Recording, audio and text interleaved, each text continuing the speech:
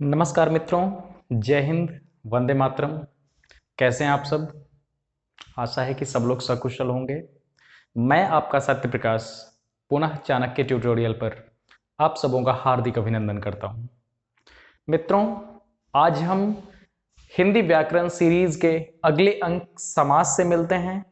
समास की यह मास्टर वीडियो है।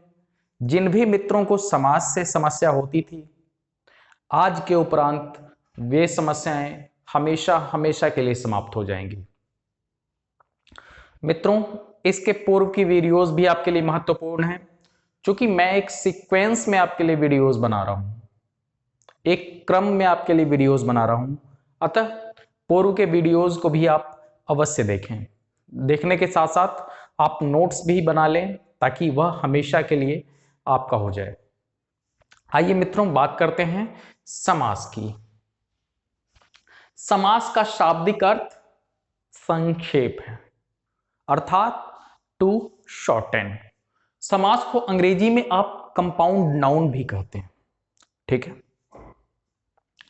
एक पदी भावः समास, कई पदों को मिलाकर उसका संक्षिप्त रूप बनाना समास है। समास में कई पद मिलकर एक पद बन जाते हैं, अर्थात एक पदी भावः समास। संस्कृत में इसकी परिभाषा है। इसके अतिरिक्त अन्य भी कई परिभाषा है। समसनम एक पदी भवनम समास, अन्य भी कई। समास में समस्त होने वाले पदों का विभक्ति प्रत्यय लुप्त हो जाता है, अर्थात उसे लुप्त कर दिया जाता है, ठीक है। अब इस समास में दो पद होते हैं, न्यूनतम दो पद होते हैं। पहला पद जो है वह क्या कहलाता है? पूर्व पद। और बाद वाला पद क्या कहलाता है? उत्तर पद। और ये दोनों जब मिलते हैं तब आपस में ये क्या हो जाते हैं? समस्त पद। आइए बात करते हैं थोड़ी सी बात संधि और समास के अंतर की, कि संधि और समास में क्या अंतर है। आइए, कुछ पॉइंट्स हैं जिनको हमने लिखा है।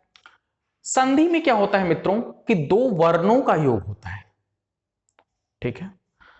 संधि में दो वर्णों का योग होता है, लेकिन समास में दो पदों का योग होता है, ठीक है।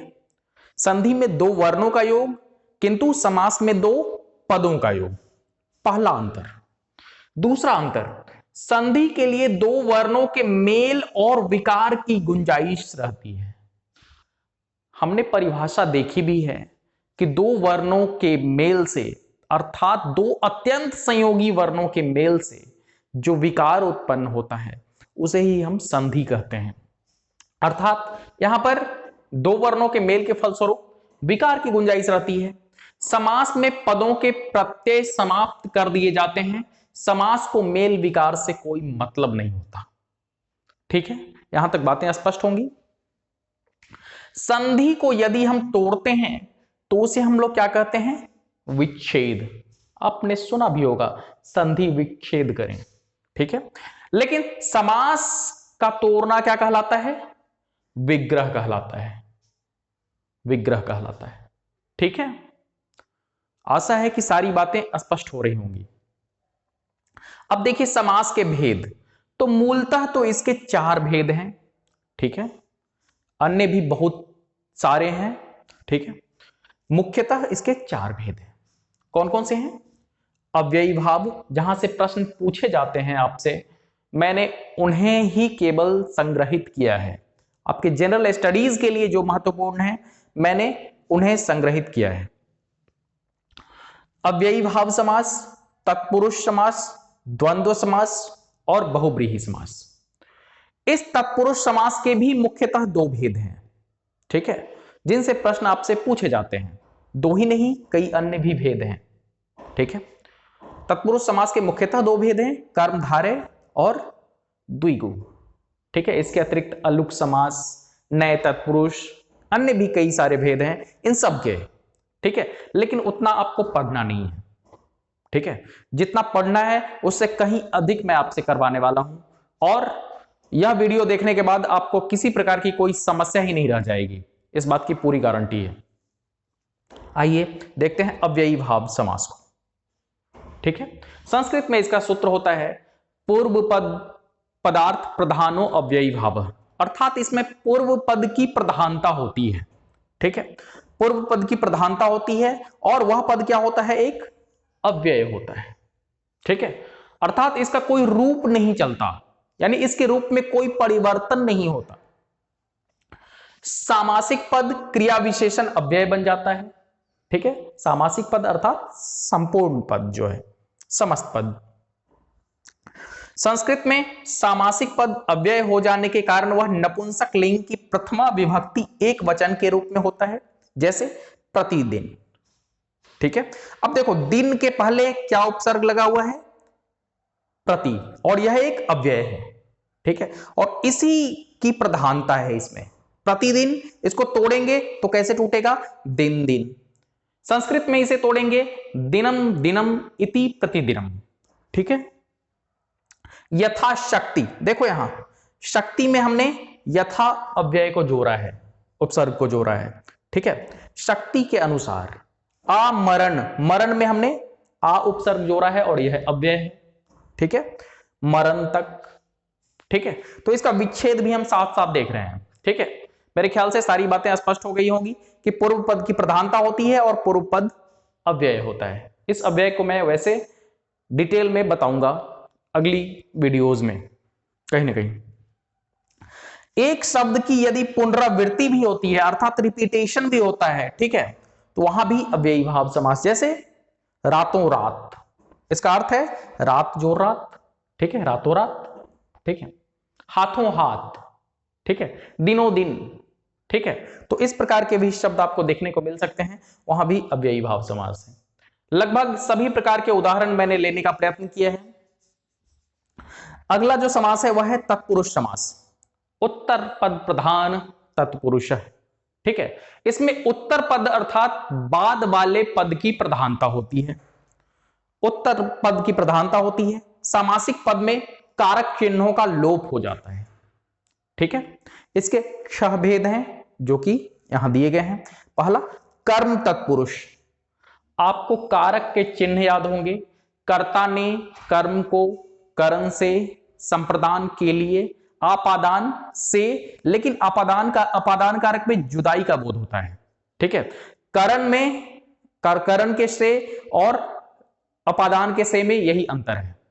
ठीक है, करण का से जो है वह कहीं ना कहीं कार्य करने में सहायक होता है, लेकिन अपादान का से जो है वह जुदाई का बोध कराता है। जैसे करण के से की बात मैं करूं तो मैं कलम से लिखता हूं, अर्थात लिखने में सर्वाधिक सहायक कौन है, वह है कलम। लेकिन यदि मैं कहूं कि पेड़ से पत्ते गिरते हैं, ठीक है, तो पेड़ तो यथावत है, पेड़ जहां था वही है, लेकिन पत्ते गिर रहे हैं, अर्थात ठीक है, जो स्थिर वस्तु है वह अपादान है वहां। ठीक है, लेकिन अपादान में जुदाई का बोध होता है। ठीक है, कर्म तत्पुरुष। ठीक है, कर्ता को छोड़ देना, कर्ता के अतिरिक्त जितने भी कारक हैं 6, ठीक है, उन्हें ले लेना है। कर्म तत्पुरुष, इसमें का लोप हो जाता है। ठीक है, को का लोप, सॉरी, कर्म को का लोप हो जाता है। ठीक है, जैसे स्वर्ग प्राप्त, अर्थात स्वर्ग को प्राप्त। ठीक है, स्वर्ग को प्राप्त, लेकिन जब हमने समास किया तो क्या बन गया, यह स्वर्ग प्राप्त। ठीक है, विभक्ति का हमने लोप कर दिया। यह देखो कर्ता, ठीक है, कर्ता का जो को चिन्ह है उसे हमने लोप कर दिया। अगला है करण तत्पुरुष, इसमें से का लोप हो जाएगा। जैसे आचार से कुशल, क्या बनेगा, आचार कुशल। ठीक है, इसका विग्रह भी सीख लो, आचार कुशल अर्थात आचार से कुशल। संप्रदान, संप्रदान का चिन्ह क्या होता है, के लिए। ठीक है, तो इसमें के लिए का लोप हो जाएगा। जैसे रसोई घर, अर्थात रसोई के लिए घर। ठीक है, विद्यालय, विद्या के लिए आलय। ठीक है, देवालय, देव के लिए आलय, आलय अर्थात घर। ठीक है, अपादान कारक, इसमें से का लोप हो जाएगा। जैसे जन्मांध, जन्म से अंध, अर्थात जन्म से अंधा। ठीक है, देखो जुदाई का बोध है या नहीं, आंख से जुदाई का बोध है, ठीक है, आंख से दूर दूर तक कोई वास्ता नहीं है। संबंध तत्पुरुष, संबंध का जो चिन्ह होता है वह का के की होता है, इसका लोप हो जाता है। जैसे राज दरबार, राजा का दरबार, ठीक है, राजपुत्र, राजा का पुत्र, ठीक है, ऐसे बहुत सारे शब्द बन सकते हैं। अधिकरण तत्पुरुष, में पर इनका लोप हो जाता है। जैसे स्नेह मग्न, अर्थात स्नेह में मग्न, स्नेह मग्न। आइए आगे देखते हैं कर्मधारय समास को, जो कि तत्पुरुष समास का ही एक भेद है, ठीक है। तो कुल समास की संख्या वैसे 6 हो गई, ठीक है। इन 6 को आपको ध्यान में रखना है, इससे बाहर प्रश्न नहीं आएंगे। समस्त पद समानाधिकरण हो, अर्थात विशेष्य विशेषण का भाव हो, ठीक है। आपको सबसे बड़ी बात यही देखनी है कि यहां पर विशेष्य विशेषण का भाव होता है, ठीक है। उत्तर पद यहां विशेष्य होता है तो पूर्व पद उसका विशेषण होता है, अर्थात बाद वाले पद की कहीं ना कहीं यह विशेषता बता रहा होता है, ठीक है। पूर्व पद जो है वह उत्तर पद की विशेषता बता रहा होता है। इस बात को ध्यान में रखना, कंफ्यूज मत होना बिल्कुल भी। कर्ता कारक के हो, लिंग वचन में समान हो, ठीक है। मूल बात यह है जो आपको ध्यान में रखनी है। जैसे पीतांबर, ठीक है, पीत जोर अंबर, कैसा अंबर, पीत अंबर, अर्थात पीला वस्त्र, ठीक है। इसे हम आगे देखेंगे बहुव्रीहि समास में भी, कुछ अन्य महत्वपूर्ण बातें भी करेंगे। नील गाय, कैसी गाय, तो नीली गाय, ठीक है। महापुरुष, अर्थात कैसा पुरुष, महान है जो पुरुष, अर्थात महान पुरुष, ठीक है। पीत है जो अंबर, नीली है जो गाय, ठीक है। इसका विग्रह भी साथ साथ करते चले हम। द्विगु समास, ठीक है, संख्या पूर्वो द्विगु, संस्कृत में इसका जो सूत्र है, ठीक है, वह है संख्या पूर्वो द्विगु, अर्थात इस समास का जो पूर्व पद होता है वह संख्यावाची होता है, पूर्व पद संख्या बोधक, ठीक है। जैसे त्रिलोक, देखो यहां पर त्रि अर्थात 3, ठीक है।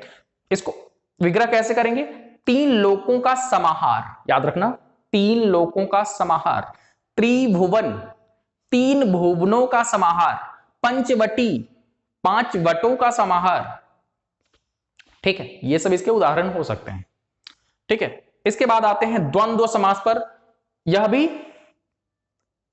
हमारा तीसरा है, तीसरा भेद, ठीक है।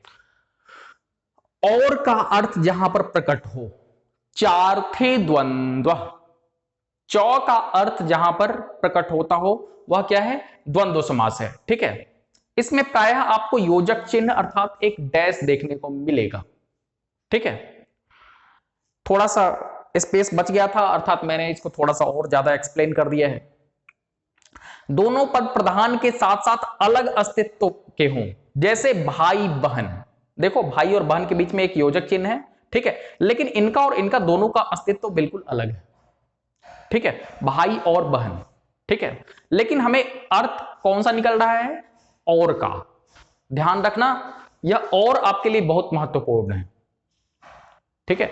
चार थे द्वंद्व, भरत शत्रुघ्न, भरत और शत्रुघ्न, गाय बैल, गाय और बैल, मां बाप, मां और बाप, ऋषि मुनि, ऋषि और मुनि, ठीक है।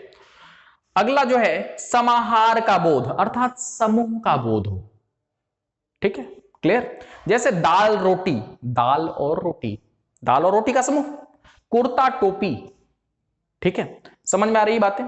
विपरीतार्थक पद भी हो सकते हैं, जैसे में लेन देन, लेना अलग चीज है और देना अलग चीज है, ठीक है। चूहा बिल्ली, देखो बिल्कुल विपरीत है एक दूसरे की प्रकृति के, एक दूसरे से डरता है तो दूसरा उसका भक्षण करना चाहता है, ठीक है। दो पदों के मध्य या अथवा आदि विकल्प सूचक अव्यय छिपा होना, जैसे में देख लो पाप पुण्य, ठीक है, पाप अथवा पुण्य, ठीक है।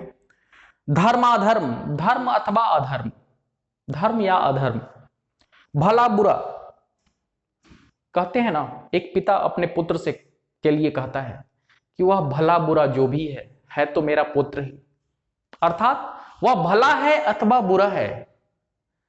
गाना भी है ना एक, भला है बुरा है जैसा भी है, मेरा पति मेरा देवता है ना। ठीक है, तो भला या बुरा, ठीक है, यह रहा। आते हैं बहुव्रीहि समास पर।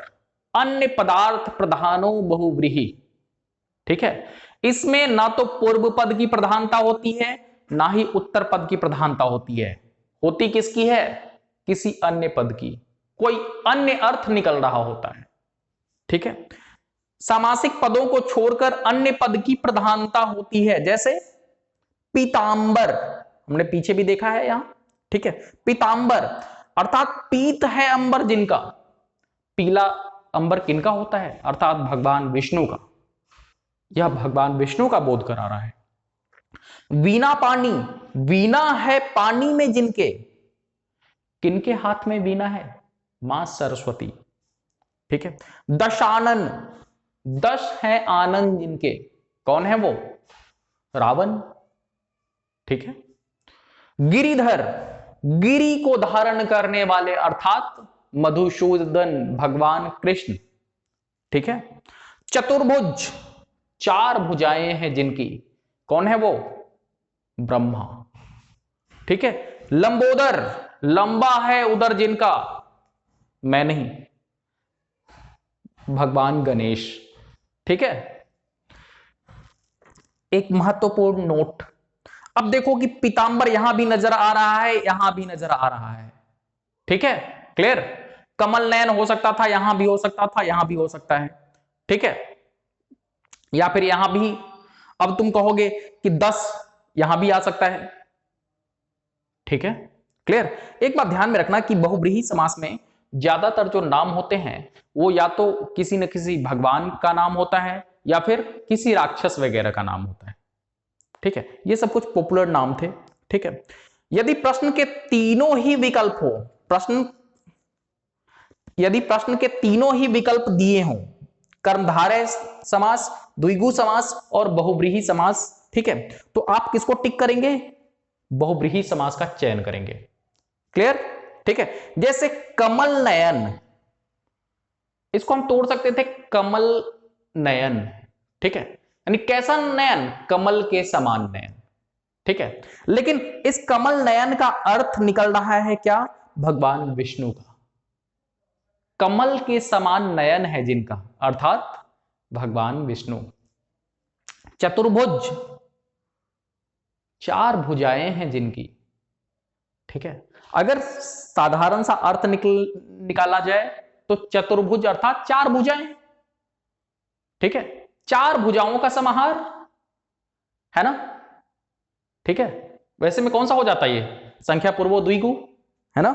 लेकिन जब विकल्प में आपके द्विगु समास भी दिया हो, कर्मधारय भी दिया हो और बहुव्रीहि भी दिया हो, तो उस केस में हम किसको टिक करेंगे? बहुव्रीहि। चतुर्भुज अर्थात ब्रह्मा, चार भुजाएं हैं जिनकी, अर्थात ब्रह्मा। प्रिय मित्रों, वीडियो को अंत तक देखने के लिए धन्यवाद। अन्य भी वीडियोस हिंदी की प्लेलिस्ट में हैं उपलब्ध। इसके अतिरिक्त इतिहास, भूगोल, अर्थव्यवस्था, राज्य व्यवस्था, गणित, तर्क शक्ति, चाइल्ड डेवलपमेंट पेडागोगी, ठीक है, KVS की तैयारी के लिए भी एक वीडियो आपके पास उपलब्ध है फिलहाल, ठीक है। धीरे धीरे करके मैं सारे वीडियोस डालता जाऊंगा, ठीक है।